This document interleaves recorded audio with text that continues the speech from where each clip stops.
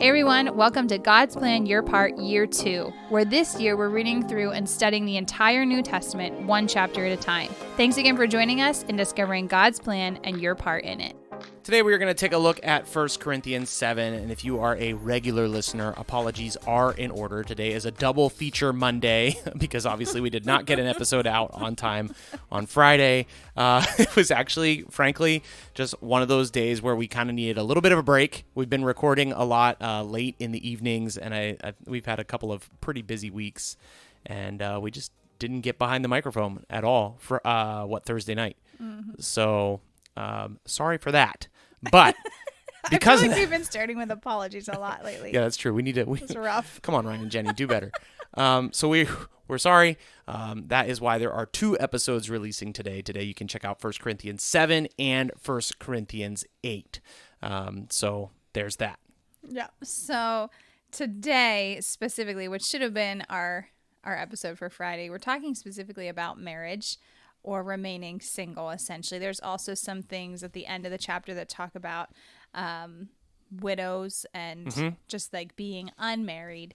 But I think what's interesting about this chapter is we, like the two of us, Ryan and Jenny, are coming from a married perspective. Mm-hmm. So I don't know why you're hesitating about that. Yeah. We are 100% married. We 100% are.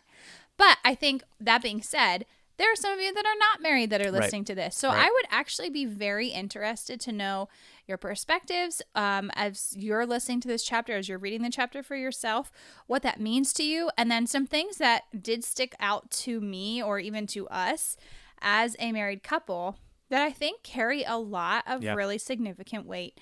I think are really important to lean into because of a lot of the like stereotypical ways of just thinking about faith or thinking about your relationship with God and what marriage looks like in it or doesn't look like in it. I think there's a lot of things that we make up in our heads. And Paul puts some really cool light on being single as well. So I would say just to understand what's going on in the chapter, a very key verse just to understanding why he takes this turn is the very first verse. Now concerning the matters about which you wrote. And then he goes into this. What Paul's doing in this section, starting in chapter 7, is actually answering specific questions from the church in Corinth. So he's not just taking like a wild Paul-based turn. He's actually, like teaching application based on questions that he received from the church in Corinth.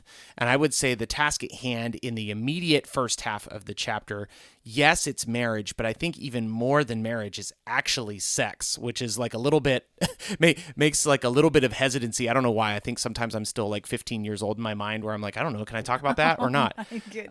But it's worth calling out that the Corinthian culture was a sex-soaked culture. We talked about how there was a lot of temple prostitution, most likely, and probably a lot of people in that church were coming from a place where they were, we actually know from just 1 Corinthians that there were still people practicing things sexually that they shouldn't have been, and there was a lot of sexual confusion in that congregation.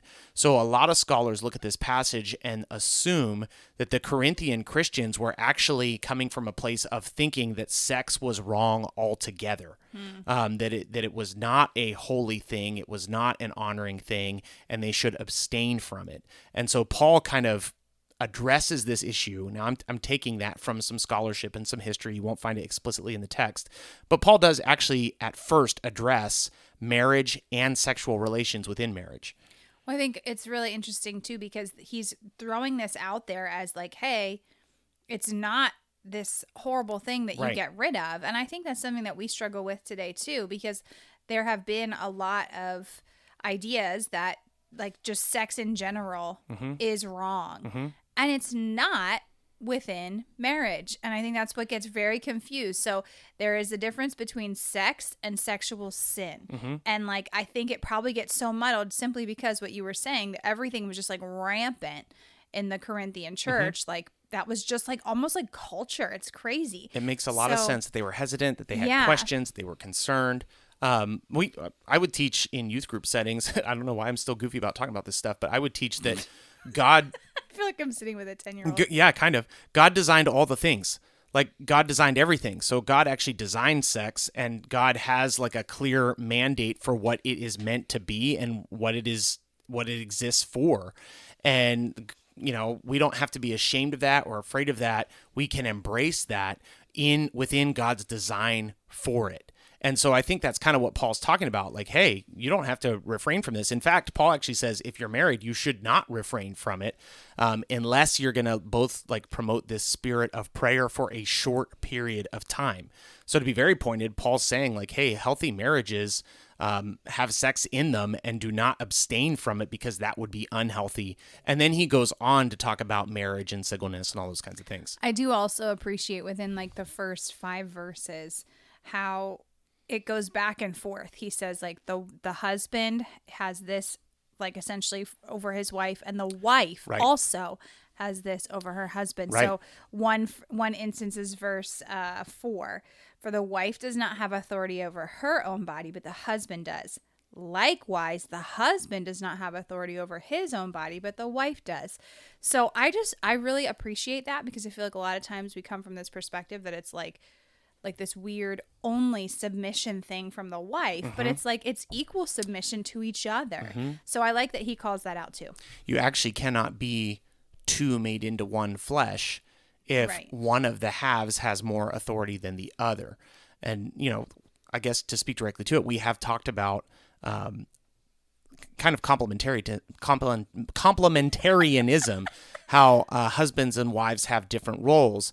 But they are both of the same value and of the same purpose. And we are the two. Jenny is uncontrollably laughing now. It's because this episode just has you in knots. That we are one flesh. And at the same time, we have unique roles within that relationship and all those things. So this is what he's setting up and talking about when it comes to marriage. Now, I do want to call out something interesting in verse 8. To the unmarried and to the widows, I say that it is good for them to remain single as I am. But if they cannot exercise self-control, they should marry. One, there's a pretty hilarious thing that's being said there. Like, hey, if you can't have control over yourself sexually, you should get married. Which I used to think was like really offensive and not like maybe that shouldn't be the first and foremost reason that you're getting married. But Paul does say like, hey, if you can't control yourself, like get married. That's fine. The thing I want to focus on is that he says you should remain single as I am. And because of that, many people have assumed that Paul was a single man. I just want to recognize that it's possible that he was 100% he was a single man at this time, but it's possible that he was actually like a divorced man or an abandoned man. There is an idea out there that history tells us Paul was a member of the Sanhedrin, and the only way you could be a member of the Sanhedrin was to be a married man. So it's very possible that Paul actually was married at one point in time, and his wife either died or, possibly left him because he became a Christian, and he was like shaming her by following Christ. We can see in Acts 23:6 that he identified as a Pharisee himself. He actually said he was a Pharisee, and it was sort of like an unspoken rule that you had to be married to be a Pharisee. So that is some evidence for this argument. And then Galatians 1:14 talks about how he says himself he was moving quickly up the ranks essentially in Judaism, and you would not have been able to do that as a single man. So it's very likely that Paul was married at one time, and that actually makes these passages more powerful to me, not less. Like he's speaking from the perspective of like, hey, I actually know both sides of this. And one, I know like what a healthy marriage looked like because perhaps he was part of one at one time. And two, I know now that I can follow Christ even more passionately and even less distracted because I am a single man. And then he goes on to say that you really should not be divorced. So there's a lot of interesting things going on in this passage. Yeah, and the parts that I picked up on specifically about divorce, verse 10 and verse 12. So he's speaking about essentially not separating from your wife, but also if there's an unbelieving spouse, that they should not separate either. But if the unbelieving husband or wife decides to separate, like don't hold, I guess essentially hold them back. But what's interesting about both of those verses 10 and 12, it says, I give this charge, or to the rest I say, but then it says, not I, but the Lord. So that's the first one. Yeah, it's like a personal. But then the second one, to the rest I say, I, not the Lord. Mm-hmm. So it's interesting that he's like separating himself. It seems a little bit from like, it's almost like what God says, but then my interpretation. I like actually that he's trying to be clear on it because the things that he knows clearly are from God. He's not afraid to say, hey, this is from God. And the things that he knows, like, this is actually my opinion, this is not a command from God, he's clear on that as well. I think it's actually a great example for anybody that's going to teach the word today to be able to clearly understand where God is speaking authoritatively and where you're just trying to give a informed opinion based on what the Spirit has revealed to you. I think it's helpful to reveal those things. Also, I want to point out that the middle of the chapter, I would say probably like verse 12 through verse 16, it's this thing about like if you're married and you have an unbelieving spouse, Paul's argument is basically try to stay married as long as you possibly can and be a witness of Christ in that marriage. What Paul is teaching here is specifically for people who were not Christians and got married and then became Christians after they're married. It is not a case to be made for somebody who is a Christian that they should pursue a marriage relationship with somebody who is not. That's not wise, and you should not do that. I mean, that leaves room then for like unmarried, gee whiz, like unbelieving couples, just both of them, and like say they get married and one becomes a believer. Right. I feel like that is more. That sheds more light onto like what he's talking about. And knowing the context of the Corinthian church, certainly there would have been relationships like that, and that's why he's given the directions that he's giving. Yeah. So then we move into a little bit more throughout this chapter, and I personally was very convicted by this because it was like, oh my goodness, I have known so many people throughout my life.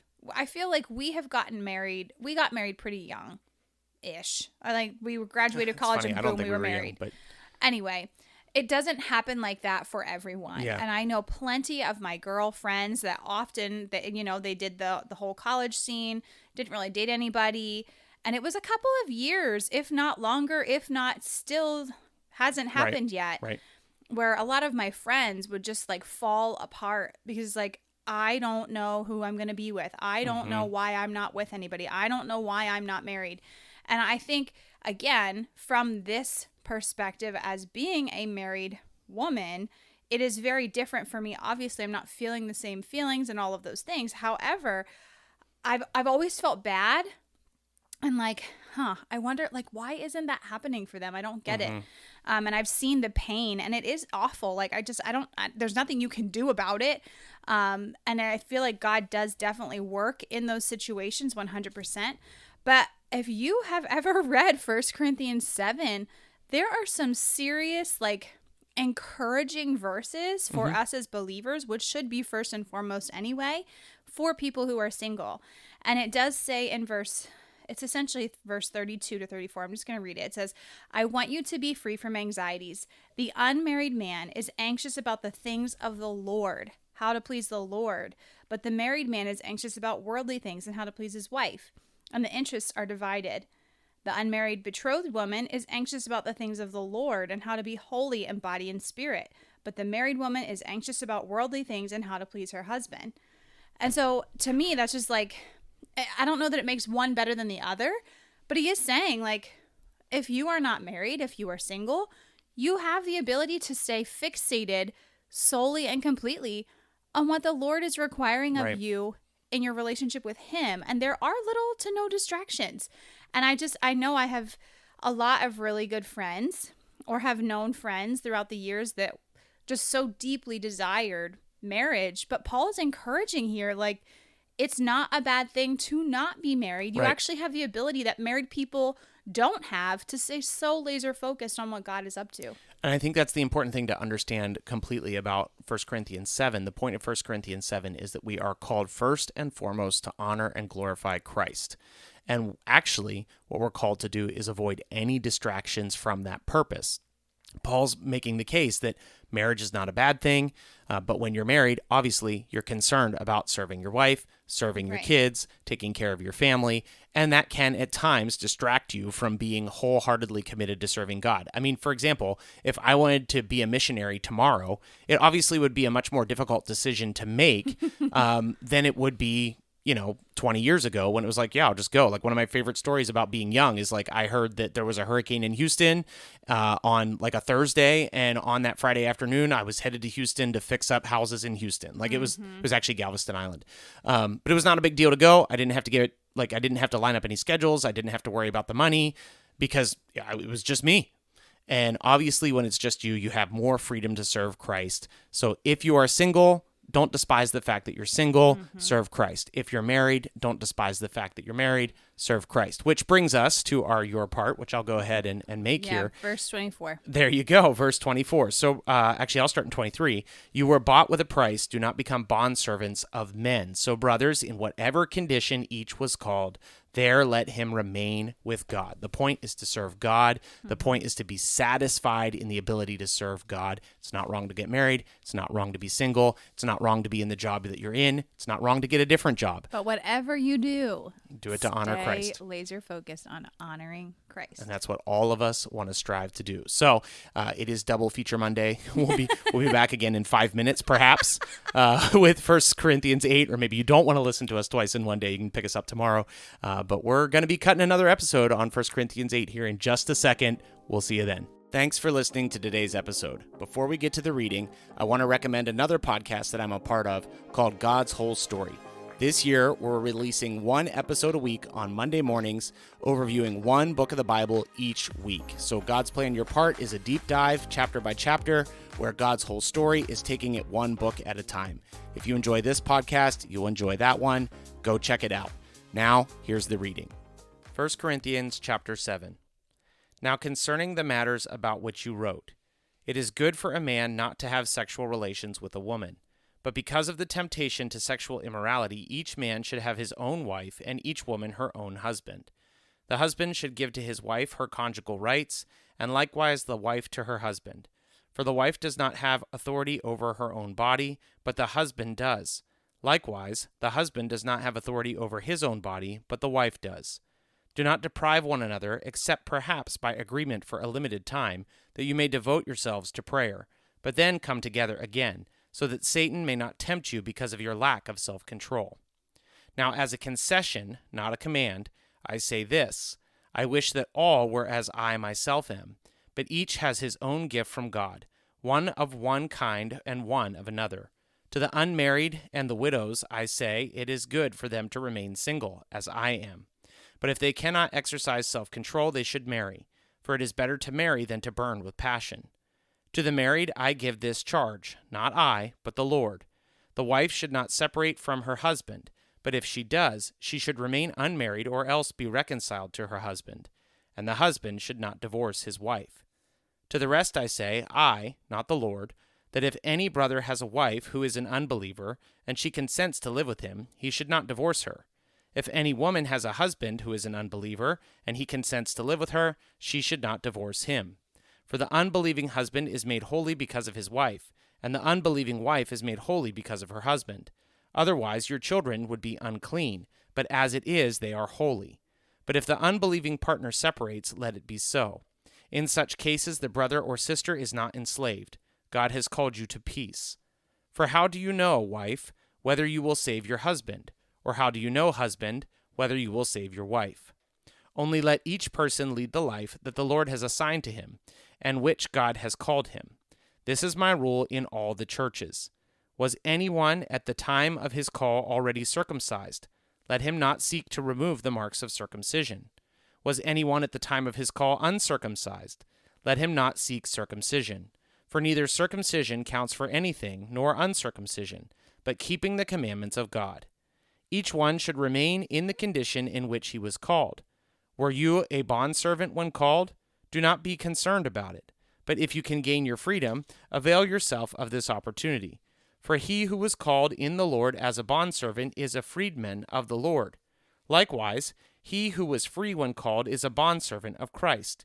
You were bought with a price. Do not become bondservants of men. So, brothers, in whatever condition each was called, there let him remain with God. Now concerning the betrothed, I have no command from the Lord, but I give my judgment as one who by the Lord's mercy is trustworthy. I think that in view of the present distress, it is good for a person to remain as he is. Are you bound to a wife? Do not seek to be free. Are you free from a wife? Do not seek a wife. But if you do marry, you have not sinned. And if a betrothed woman marries, she has not sinned. Yet those who marry will have worldly troubles, and I would spare you that. This is what I mean, brothers. The appointed time has grown very short. From now on, let those who have wives live as though they had none, and those who mourn as though they were not mourning, and those who rejoice as though they were not rejoicing, and those who buy as though they had no goods, and those who deal with the world as though they had no dealings with it. For the present form of this world is passing away. I want you to be free from anxieties. The unmarried man is anxious about the things of the Lord, how to please the Lord.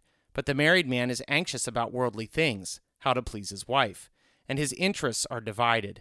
And the unmarried or betrothed woman is anxious about the things of the Lord, how to be holy in body and spirit. But the married woman is anxious about worldly things, how to please her husband. I say this for your own benefit, not to lay any restraint upon you, but to promote good order and to secure your undivided devotion to the Lord. If anyone thinks that he is not behaving properly toward his betrothed, if his passions are strong, as it has to be, let him do as he wishes. Let them marry. It is no sin. But whoever is firmly established in his heart, being under no necessity, but having his desire under control, and has determined this in his heart, to keep her as his betrothed, he will do well. So then he who marries his betrothed does well, and he who refrains from marriage will do even better. A wife is bound to her husband as long as he lives, but if her husband dies, she is free to be married to whom she wishes, only in the Lord. Yet in my judgment, she is happier if she remains as she is, and I think that I too have the Spirit of God. Thank you so much for listening to today's episode of God's Plan, Your Part. Don't forget, you can find us on just about every social media platform and YouTube. Let us know what you thought of today's episode, and if you have any questions, go ahead and post them there. You can also reach out to us directly at godsplanyourpart@gmail.com. As always, if you don't have a Bible, or if you'd like to use the one that we use, reach out to us via email and we'll be happy to send one to you. Thanks again for listening. We'll see you again tomorrow.